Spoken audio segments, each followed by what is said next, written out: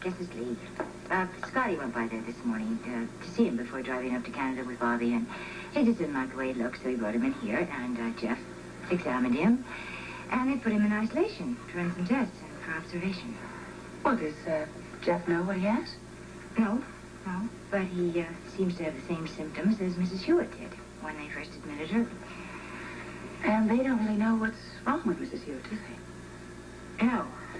But the thought of Lee suffering from an undiagnosed illness kind of upset you.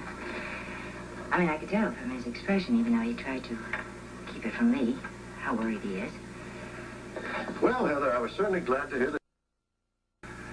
Okay, bye. She's tied up in the clinic, but she'll come down the first break she gets. Well, good. Listen, do you want to join us for lunch? Oh, maybe a little later. Excuse me, Jeff. Yeah, Gil. Jeff, do you know when you'll get the results from the test you ran on Lee? Well, we should have some of them within the hour, the rest later on this afternoon. Oh, good. Well, I've been thinking, I mean, ever since we examined Lee, and I suddenly remembered that lately I have had a few patients in the clinic with the same symptoms. And I turned them over to Leslie, Dr. Gonzalez. Did you get a report back on these patients? Well, Leslie said they shared one thing in common. They all had sore, scratchy throats. But there was no evidence of infection or inflammation.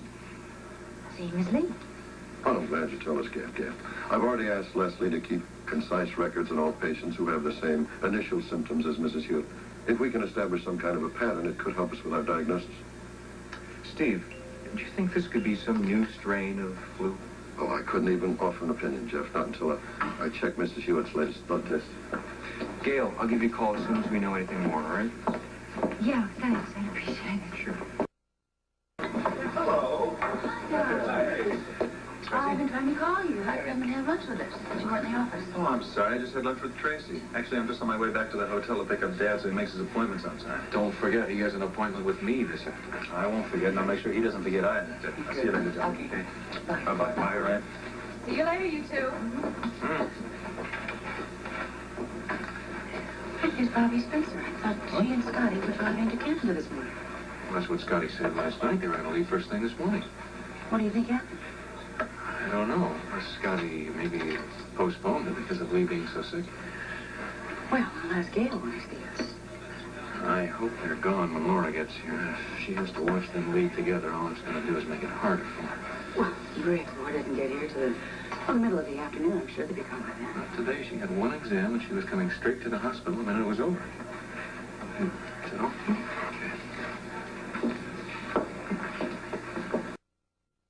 Clinic after I talked to her. Then I am going to go and take over your rounds for you so you can wait for her. You sure you don't mind? No, I don't at all. Thank you very much. My pleasure. I'll see you later. Okay. Oh, there's over there.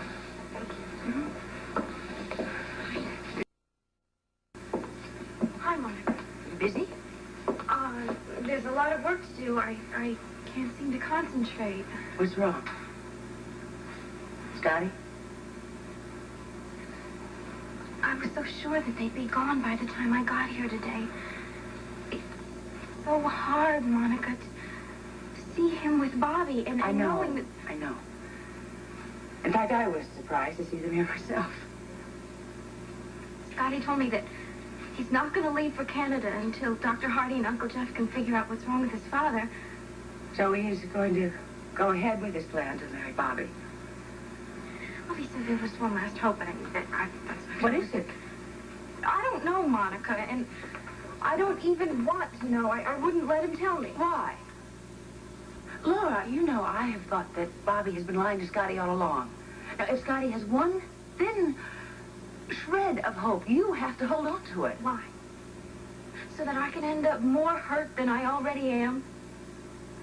Monica, I've never gotten anything I really wanted out of life, and Scotty's just another example.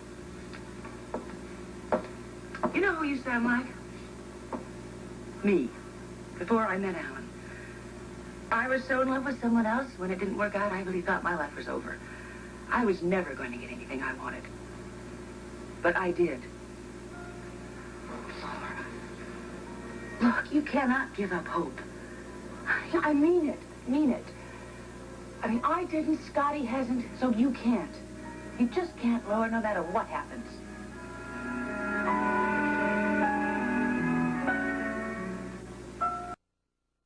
Laura? Just a minute, Bobby. I'm in a hurry, Dr. Quarterman. I said just a minute.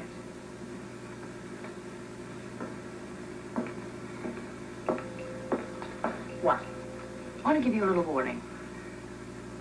If I see you torment Laura Weber I one more wasn't time, tormenting her, Dr. Quartermain. I don't buy that any more than I buy you being pregnant. Oh, really? Don't push me, Bobby. Because it would give me great pleasure to go to Audrey Hardy and tell her everything I know about you. Anything you have heard about me I before is a said, bunch of don't lies. push I'm me. not even going to try to defend myself with you. Because you're going to take Laura's side no matter what. Because you are a friend of the Webers. It is not my reason, Bobby.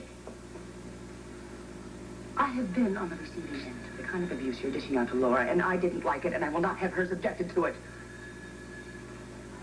Now, that is all I am going to say. I think I Laura might suggest have you say nothing about this conversation, or I go to Audrey. You can count on it.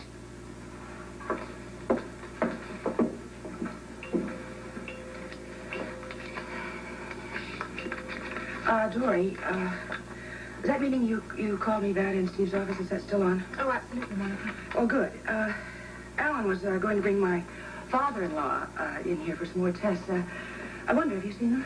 Yes, as a matter of fact, I did see them come in, and if everything is going according to schedule, Mr. Quartermain should be being examined by Dr. Siegel right now. Scotty? Oh, well, gee, that is too bad about Mrs. Hewitt. And if her condition has deteriorated so quickly, then the same thing is going to happen to Lee. I mean, if we don't find out what it is and how to cure it. Gail, Lee is in excellent health otherwise. You've got to remember that. Monica, we don't know what we're fighting. I'm sorry. I'm just very upset about Lee. Listen, I should get to Steve's office and get to that meeting. Right, well, I'll catch up with you. I want to talk to Scotty for a second. Yeah, sure.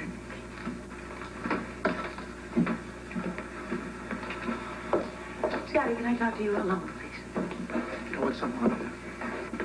Have you heard any word from Gina? No, but she promised me that she would have the test results back sometime this afternoon. In the meantime, I think you should go find Laura and talk to her. Wait, is there something wrong? Well, I have my own theory on why she's upset, but I don't want to say anything about it. It's just speculation. If she wants to tell you, she can. Thank you, Monica. I'm going to go see her right now. Okay, good luck with you. Scotty, what did Monica just say about me? Bobby, she didn't say anything about you. I thought I heard my name mentioned. Look, I'm going to find Laura. I'll see you.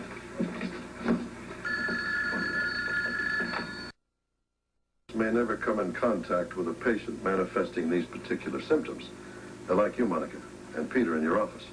But we must all be aware of what they are and just how potentially dangerous it can be without an early diagnosis, especially now that we know it's highly contagious. And I've learned from my work in the clinic that we're dealing with something very deceptive here because the symptoms all seem to be just the classic flu symptoms. Exactly, Leslie. And all the antibiotics we've tried on Mrs. Hewitt and Lee Baldwin have failed up to this point. Steve, it's one thing to detect the symptoms early, but how do you go about treating the patients if we haven't made an accurate diagnosis yet? We're doing everything possible to isolate that quickly, Monica.